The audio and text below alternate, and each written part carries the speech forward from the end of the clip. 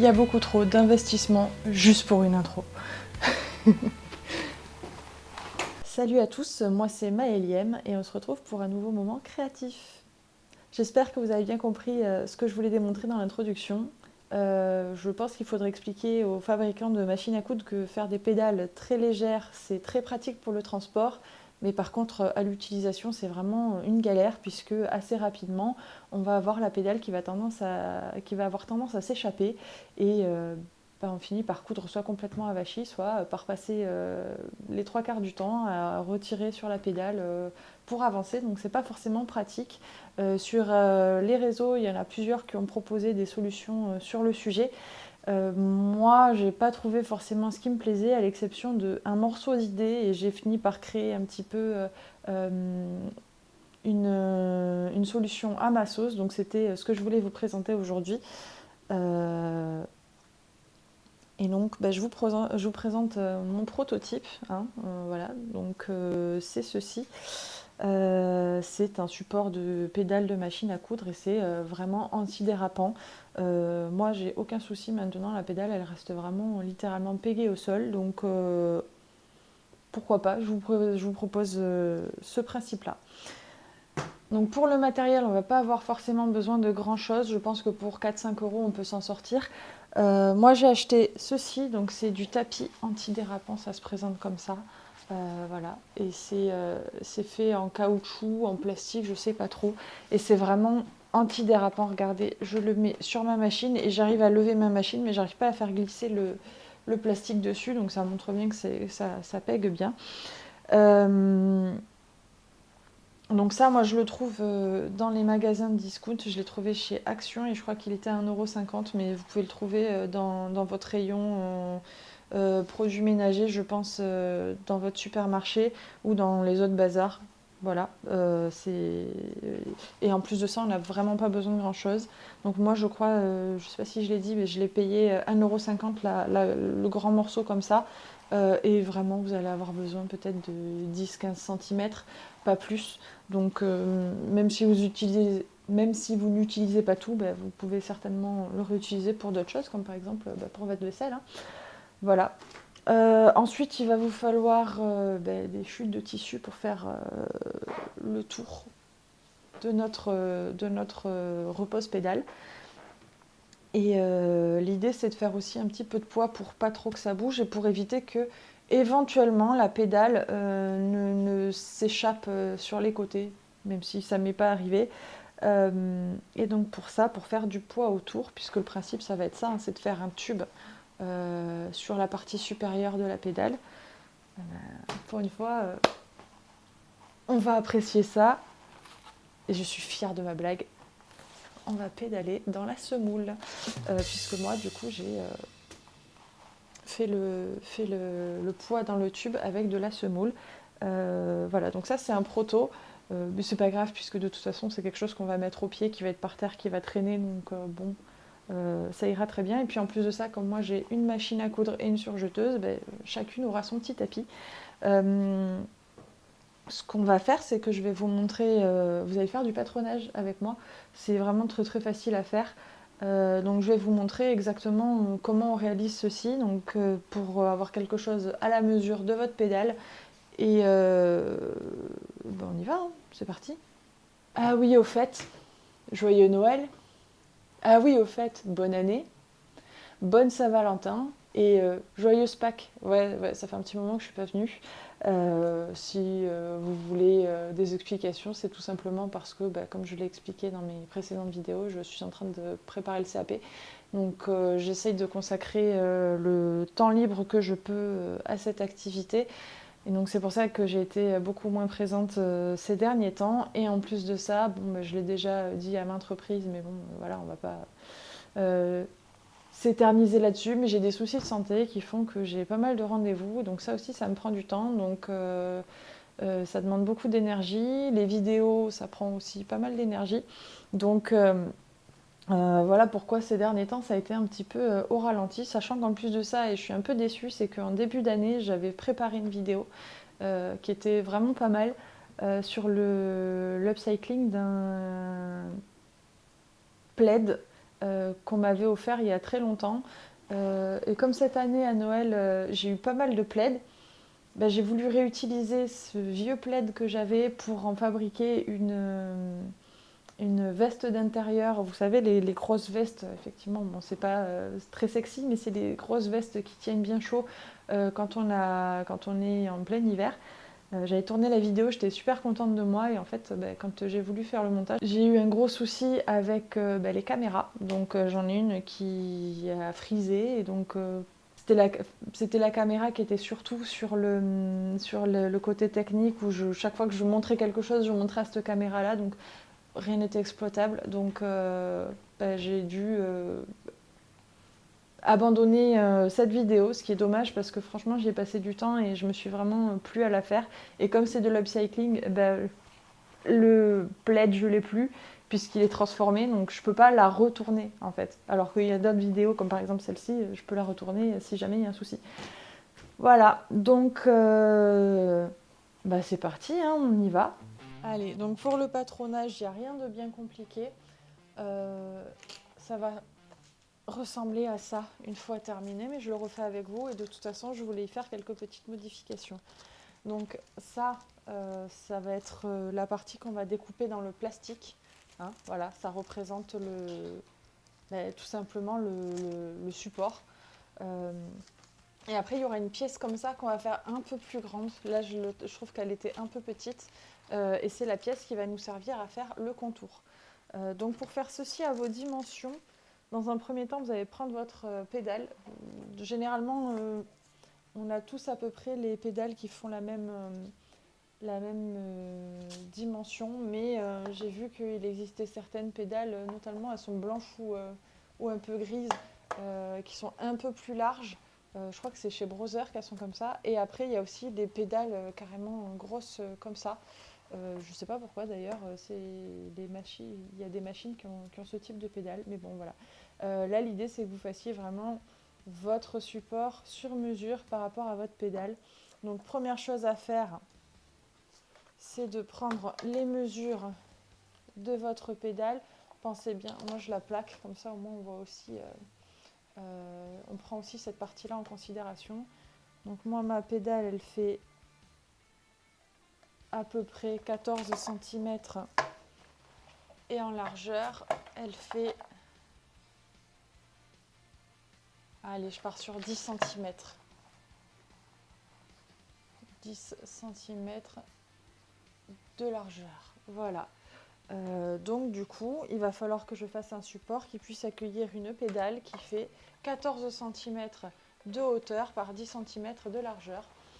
Donc je vais tout simplement dessiner la forme qui va faire mon support. Donc je vais faire un support qui fait la taille de ma pédale plus 2 cm de chaque côté. Donc je vais devoir faire un support qui fera 14 cm de hauteur plus 4 cm, donc un support qui va faire 18 cm de haut.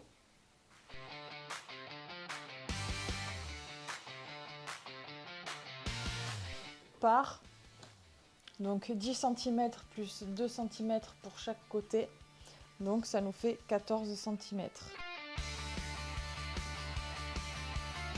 Voilà, donc ma pièce elle va s'arrêter ici. Je remonte du coup de nouveau pour faire mon rectangle.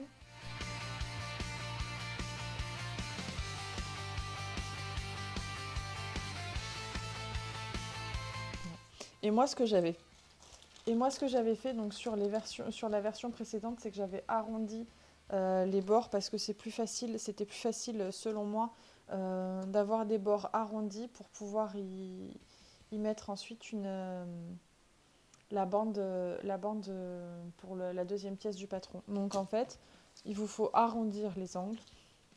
C'est toujours comme ça que ça marche dans la vie.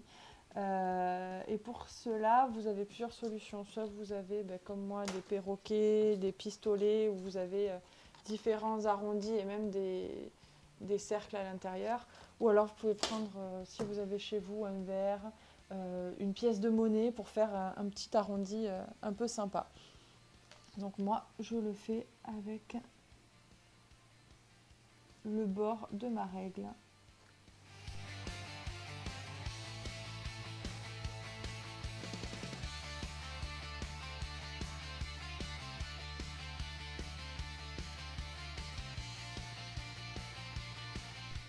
Voilà, donc là on a la première pièce. Donc mon patron, c'est le patron d'un tapis de cale pédale.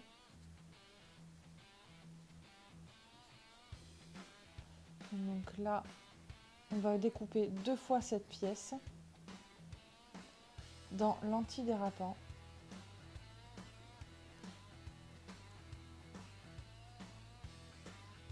Et c'est la pièce numéro 1 et il y aura 2 pièces pour ce patron. Donc ensuite, on va vouloir faire une pièce pour faire le contour. Donc ce sera une pièce qui sera en tissu. Et en fait, voilà, vous allez avoir votre tapis qui va être comme ça. Et vous allez vouloir faire en sorte que la pièce, elle vienne dans un premier temps attraper tout le contour de votre tapis pour que ça enferme bien la partie d'en haut et en même temps que ça fasse le boudin sur le côté. Et le boudin, moi j'avais fait un boudin je crois de 2 cm de diamètre. Ouais, je crois que c'est ça. Mais il faut faire quelque chose d'un peu plus grand parce que ça a été compliqué pour moi après de faire passer la semoule à l'intérieur. Donc voilà, ça va faire quelque chose comme ça. Là, si vous vous souvenez bien, la pièce A, elle fait 14 dans ce sens-là pour moi et 18 dans ce sens-là, puisqu'on a rajouté 4 cm de chaque côté, sur chaque longueur. Donc là, en fait, ce que je vais vouloir faire, c'est prendre une pièce qui fait les 2 tiers de ma hauteur. Donc chez moi 3 x 6 ça fait 18. Donc je vais vouloir faire une pièce qui fait dans un premier temps sur l'intérieur 12 cm. Là je veux avoir un rempli de 1 cm mais il faut le doubler donc je fais 2 cm. Et là je veux rajouter 6 cm.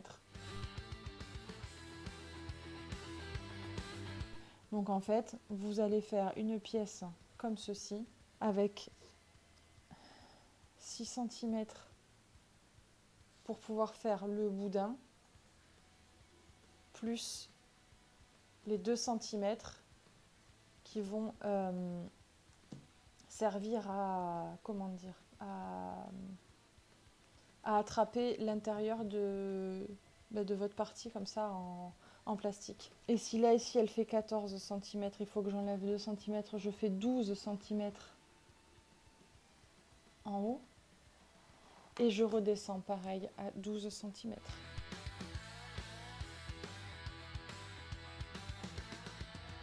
Là, je refais mon tracé de 8 cm, donc les fameux 6 cm pour faire le boudin, plus les 2 cm pour pouvoir retourner ma marge, enfin mon revers.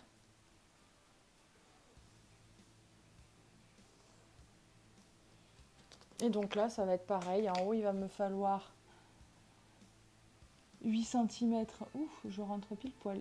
8 cm aussi en haut, puisque c'est pareil, il va me falloir les 2 cm pour attraper le bord de le bord de ma pièce qui sera en plastique, plus après les fameux 6 cm pour après faire un boudin autour de ma pièce. Donc là, ce que vous avez simplement à faire, c'est de prolonger vos lignes comme ceci de chaque côté.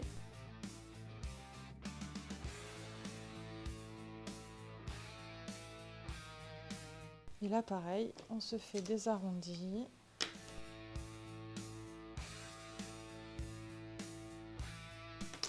Voilà, et votre pièce, en fait, elle va ressembler à ça.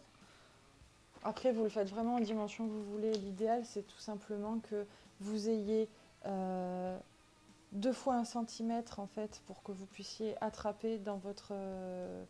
que vous puissiez attraper avec votre tissu le bord sur les 3 faces de votre partie en plastique, et après que vous ayez une partie suffisamment grande en fait à l'extérieur pour pouvoir faire un boudin. Vous pourriez y mettre votre matière à l'intérieur. Donc moi, comme je le rappelle, j'ai choisi d'y mettre de la semoule. Après, faites ce que vous voulez. Si vous avez envie d'y mettre du sable, achetez en supermarché, enfin achetez dans un magasin de bricolage, puisque c'est interdit de le ramasser sur les plages.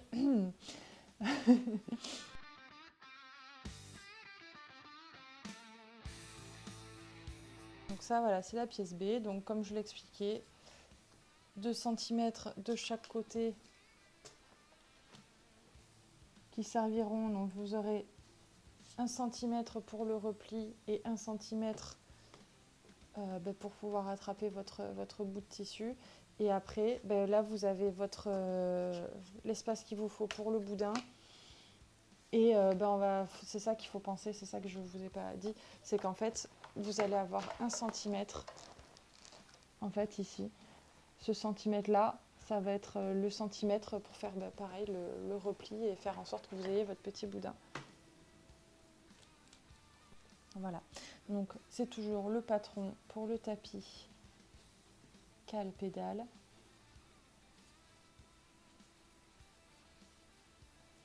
Et là, il faut le couper 2 fois dans du tissu. Et c'est la pièce 2 sur 2. Maintenant que vous avez fait le dessin à vos dimensions, il faut le découper. Donc du coup, il faut découper les 2 pièces. Et ensuite, vous découpez dans cette pièce-là votre antidérapant. Et dans cette pièce-là, vous découpez 2 fois votre bout de tissu. Pour ma part, et comme je pense beaucoup d'entre vous, ça va être fait avec des chutes, puisqu'on en a toujours plein et on ne sait pas quoi en faire. Donc c'est l'occasion en fait de sortir ces chutes. Oui, ça aussi c'est nouveau. C'est vachement pratique. Donc moi je viens de découper les antidérapants et pour découper et pour faire la pièce qui va aller autour, qui va maintenir tout ça en place et faire le petit boudin pour faire du poids sur la pièce, je vais utiliser ce petit morceau de polycoton que j'avais acheté chez All Tissu. Donc voilà, je trouve que ça tombe parfaitement à point nommé, puisque c'est des motifs couture. Donc mes 2 pièces sont découpées en 2 fois. Le antidérapant aussi. Et ce que je vous préconise pour l'antidérapant, en fait, c'est déjà de les fixer ensemble. Alors, il y a plusieurs possibilités. Soit vous avez une agrafeuse et au milieu, vous allez agrafer, pas sur les côtés, parce que c'est là qu'on va travailler, surtout sur les côtés. Donc, si vous agrafez sur les côtés, vous allez avoir les agrafes qui vont passer sous la machine et elles n'aiment pas trop ça. Donc soit vous agrafez sur le milieu, soit ce que je peux vous proposer aussi, c'est de faire un point de bâti, ou un point glissé, c'est-à-dire de prendre un fil et une aiguille et de tout doucement en fait pas tout doucement, et de faire des points en fait un petit peu tout le long pour maintenir les deux pièces ensemble. Donc moi je vais opter pour la technique bâti. Donc le bâti, il existe même du fil spécial pour faire du bâti. Donc c'est un fil comme ceci qui se casse vraiment très très facilement. L'objectif en fait c'est de pouvoir maintenir 2 pièces ensemble de façon temporaire. Voilà, l'objectif c'est pas de faire un truc hyper solide, suffisamment pour que ça tienne un petit peu le temps que vous fassiez votre petit travail. Et après c'est un point que vous venez casser et enlever petit à petit quand votre travail est terminé. Donc je prends mon fil.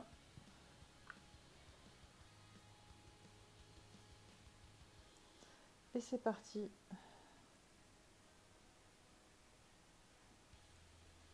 Et là l'avantage c'est que comme c'est un tissu, c'est un plastique qui est troué, vous avez juste à faire à glisser entre les trous.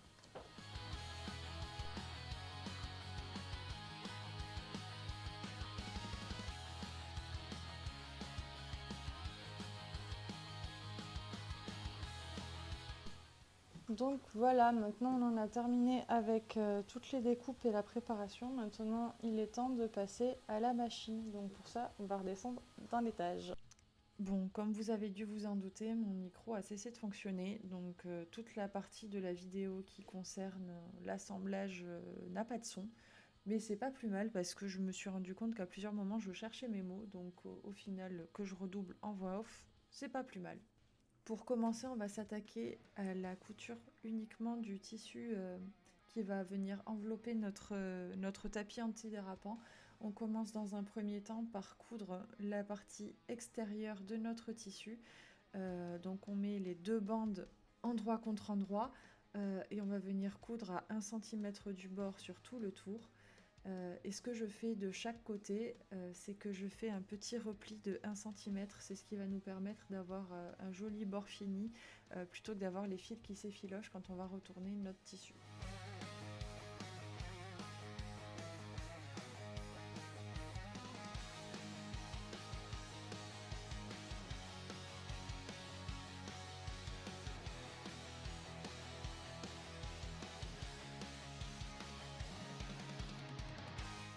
Ensuite, je viens dégarnir les angles, donc notamment au niveau des arrondis qui sont sur le dessus et aussi là où on a fait notre petit repli de 1 cm.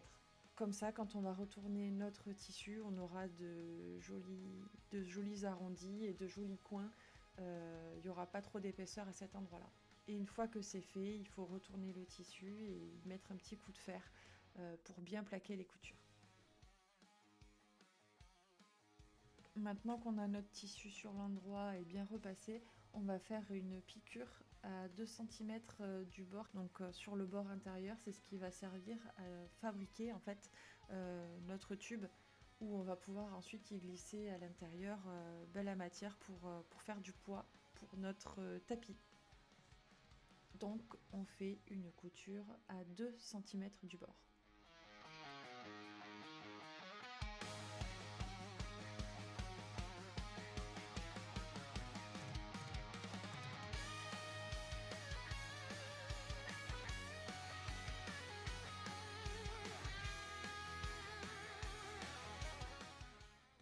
Maintenant notre tube est formé, il est ouvert des deux côtés, donc c'est à vous de voir. Soit vous laissez pour l'instant ouvert des deux côtés et vous viendrez fermer à la fin quand vous aurez rempli votre tube de la matière que vous voulez. Soit vous décidez de faire une seule ouverture et donc dans ce cas-là vous pouvez d'ores et déjà fermer un des bords de notre tube. Moi, pour ma part, je choisis de laisser ouvert des deux côtés. Ça sera peut-être plus facile pour y faire passer ensuite la matière à l'intérieur. On va maintenant assembler la partie antidérapante avec le tube en tissu que l'on vient de fabriquer. Donc pour ce faire, on va utiliser la partie de 2 cm qu'il nous reste sur tout le pourtour inférieur de notre pièce en tissu. Dans un premier temps, ce qu'il faut faire, c'est faire une petite fente à 45 degrés sur à peu près 1 cm dans les deux angles. C'est ce qui va nous permettre après de replier le tissu sur 1 cm et d'avoir un joli carré. Donc vous faites une fente à 45 degrés sur 1 cm sur les angles. Ça va ensuite vous permettre de faire un petit repli d'à peu près 1 cm de tissu que vous allez plaquer vers l'intérieur et ensuite vous allez le repasser pour le maintenir. Maintenant que vous avez repassé vos marges de couture vers l'intérieur, vous avez en fait fabriqué une sorte de biais ou de biais passepoilé. Bon, sauf que pour l'instant le passepoil il n'est pas rempli. Maintenant qu'on a fait ceci, il faut tout simplement assembler la pièce en tissu avec la pièce antidérapante. Donc pour cela, vous allez mettre comme un biais à cheval. Vous allez pincer votre pièce antidérapante dans votre tissu, comme on fait pour faire un biais. Et pour vous aider, je vous conseille de mettre pas mal d'épingles parce que 1 cm, c'est quand même assez étroit, sachant qu'il y a quand même pas mal de matière. Et pensez aussi à bien vérifier quand vous épinglez que vous avez bien pris toutes les épaisseurs dans vos épingles. Après avoir posé vos épingles, il est temps de passer à la machine à coudre. et de faire une couture au plus près du bord du tissu. Quand vous allez passer sous la machine à coudre, bien entendu, on est en train de coudre quelque chose qui est antidérapant et c'est l'effet qu'on recherche.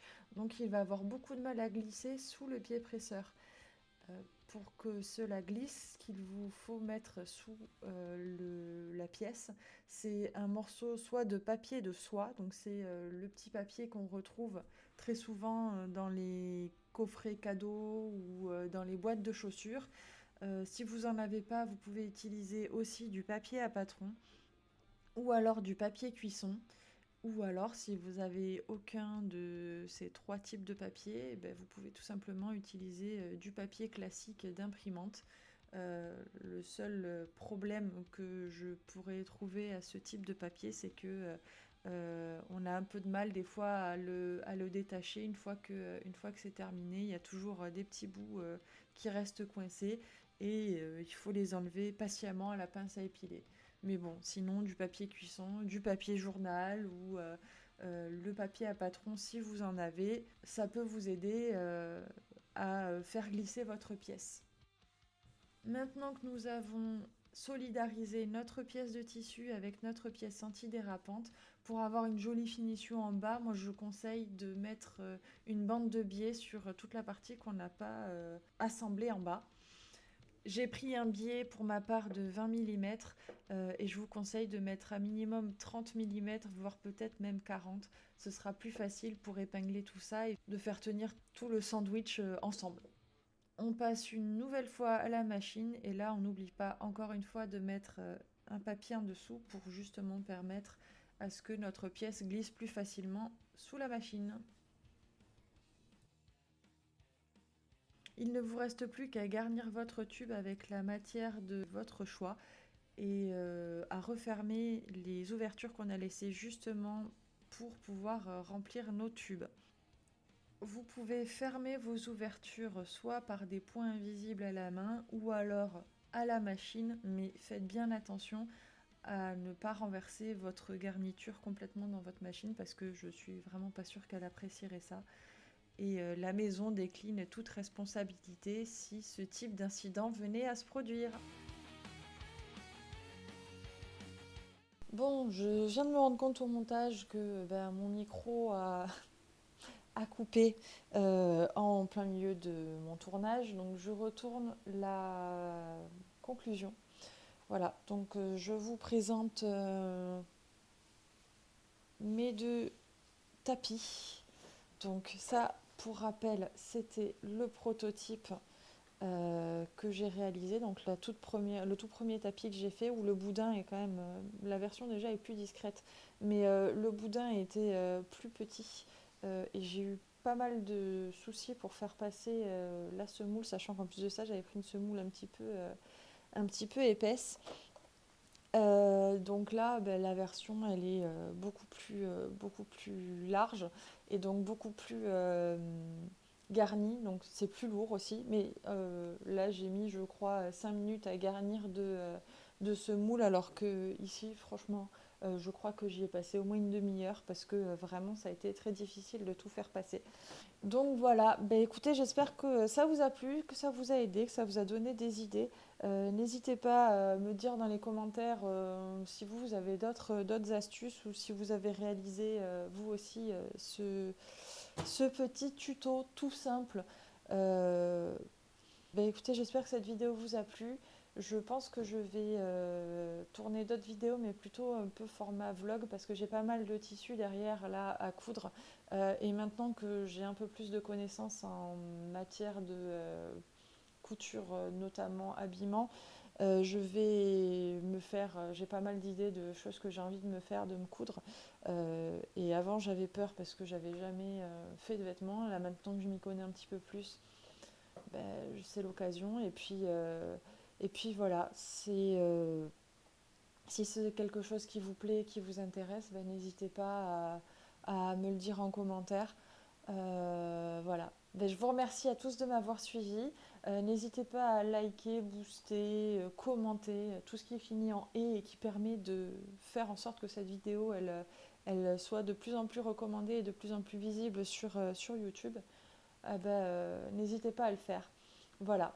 Donc merci à vous de m'avoir suivi et n'hésitez pas non plus à me rejoindre sur mes autres réseaux sociaux que je vais essayer aussi d'alimenter un petit peu plus, donc à savoir Twitch et Instagram, notamment Instagram. Twitch, justement, je vous ferai des annonces sur Insta quand j'aurai pour projet de faire des lives sur Twitch, parce que ça peut être aussi quelque chose de sympa, hein, de faire une cousette en live avec vous.